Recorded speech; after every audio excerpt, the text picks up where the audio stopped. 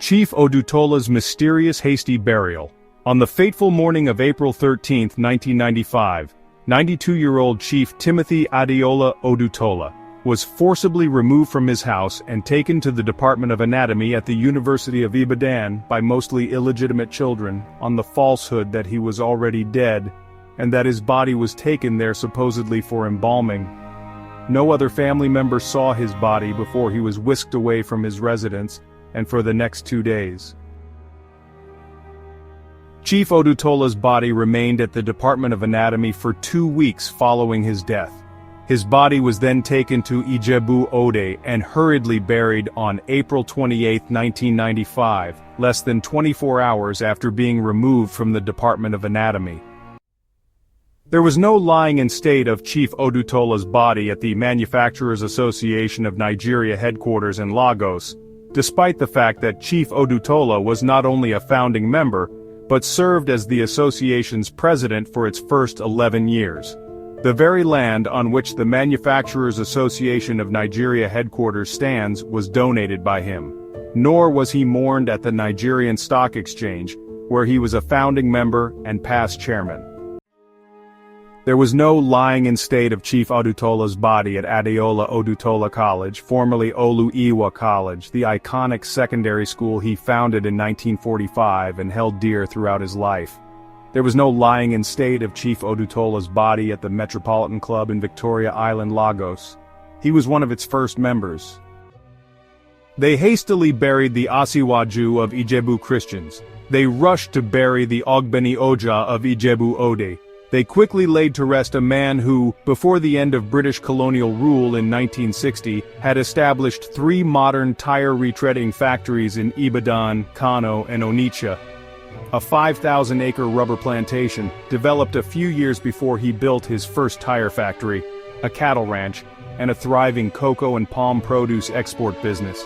They quickly laid to rest a Nigerian pioneer manufacturer and industrialist who, beyond his ventures in real estate and farming, created hundreds of manufacturing jobs, started in 1950, and until his passing in 1995, operated a biscuit factory, 3 tire factories in Kano, Ibadan, and Ijebu-Ode. Also, through partnerships, he served as chairman and held significant equity in the following job-creating manufacturing companies: Continental Breweries Limited, Eastern Breweries Limited, Cabell Metal Nigeria Limited, Unichem Nigeria Limited, Bayer Pharmaceuticals Nigeria Limited, and Crown Products Limited.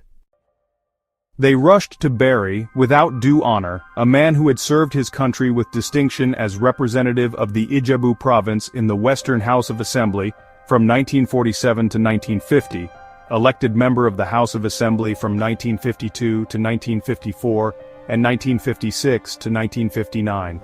Senator, member of the Upper House 1960 to 1964, an external director of the Central Bank of Nigeria from 1966 to 1972, and a member of the Constituent Assembly of Nigeria in 1978. They hastily buried a man that was honored with the Order of the British Empire, OBE, by King George VI of the United Kingdom in 1948, a man that was conferred with the Order of the Federal Republic in 1966, and Commander of the Order of the Niger in 1982. Chief Odutola's body remained at the Department of Anatomy at the University of Ibadan for 2 weeks, where it was supposedly embalmed before being transported to Ijebu-Ode for burial.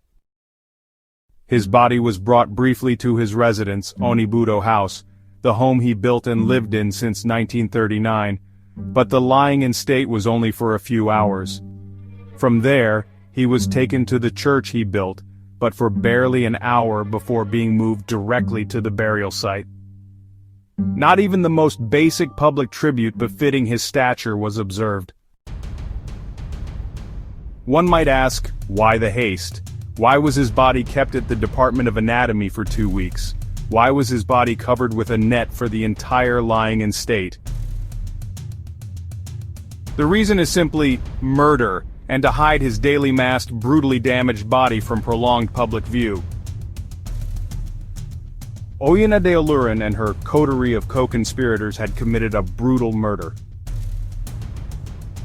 often called the Bride of Lucifer, Oyin Adeola, heavily entrenched in witchcraft, relentlessly pleaded, demanded and coerced for the hasty burial of a pioneer Nigerian industrialist.